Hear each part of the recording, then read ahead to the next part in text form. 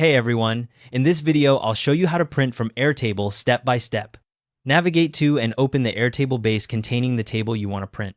Click on the base name from your Airtable home screen or workspace and it will open showing all your tables and views. Next, prepare your view by adjusting the View toolbar at the top of the table. Use the controls to hide unnecessary fields, apply filters, sort, or add grouping. The printed document will reflect exactly what you see here, so organize it the way you want it to appear.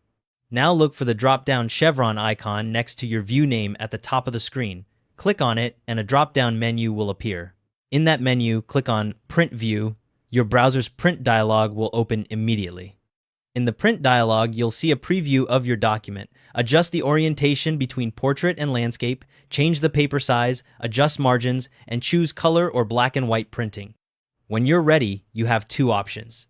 Click the print button to send it to a printer, or click the destination dropdown and select Save as PDF. If you choose PDF, click Print and select where to save the file. If you saved as PDF, you'll find the file in your Downloads folder or your chosen save location. The document includes all visible records and fields from the view at the time you printed, so if you change filters or hide different fields later, you'll need to print again to capture those updates.